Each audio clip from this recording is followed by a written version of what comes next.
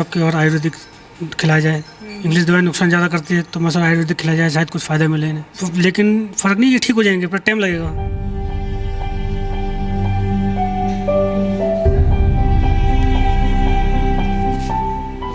आयुर्वेद सिर्फ बीमारियों को ठीक करने का दावा नहीं करता, बल्कि ये जीवन जीने का तरीका बदलकर बीमारियों के लिए दरवाजे ही बंद कर देता है। और इसके नतीजे सिर्फ व्यक्ति को स्वस्थ नहीं करते, बल्कि उसके जीवन को पहले से बेहतर बनाते हैं। यही वजह है कि अमेरिका जैसे देशों में आयुर्वेद लेटेस्ट ट्रेंड बन गया है। यशस्विका के साथ पूजा मक्कड़, जी मीडिया, दिल्ली।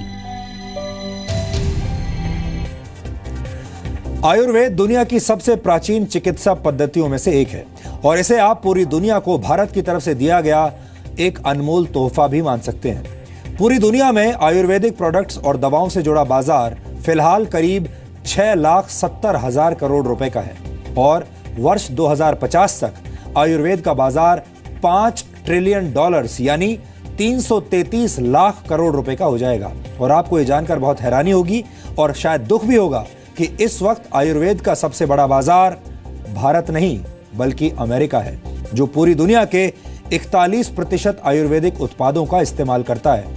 इसके बाद दूसरे नंबर पर यूरोप है, जो पूरी दुनिया के 20% आयुर्वेदिक उत्पादों का इस्तेमाल करता है, यानी यूरोप दूसरे नंबर पर है। और आपको जानकर और भी अफसोस होगा कि जड़ी बूटियों पर आधारित दवाओं और प्रोडक्ट्स के निर्यात के मामले में भारत चीन से भी पीछे है।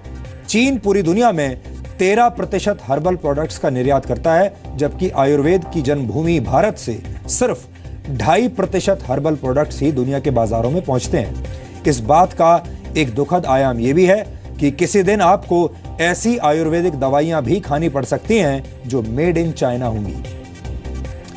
अभी तक भारत के पेटेंट कार्यालय ने आयुर्वेदिक दवाओं से जुड़े सिर्फ 200 पेटेंट जारी किए हैं। इनमें से 11% पेटेंट विदेशी कंपनियों को मिले हैं, जिनमें चीन सबसे आगे है।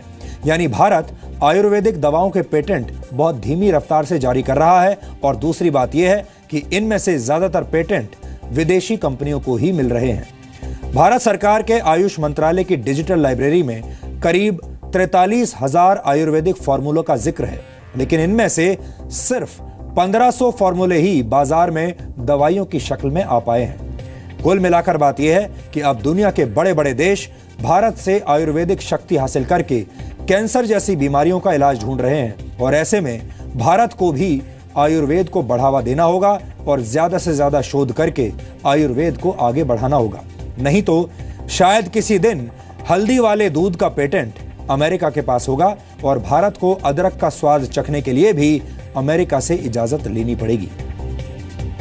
यहां पर हम आपसे यह भी कहना चाहते हैं कि अगर आप चाहें तो आप भी आयुर्वेद को अपना सकते हैं और हमारे देश में आयुर्वेद चिकित्सा हर जगह उपलब्ध है। सरकारी डिस्पेंसरियां आपके घर के आसपास जरूर होंगी जहां पर आपको आयुर्वेदिक चिकित्सा मिल सकती है। और देश भर में तमाम बड़ी दवाइयों की दुकानों पर भी आपको आयुर्वेदिक दवाइयां मिल सकती हैं।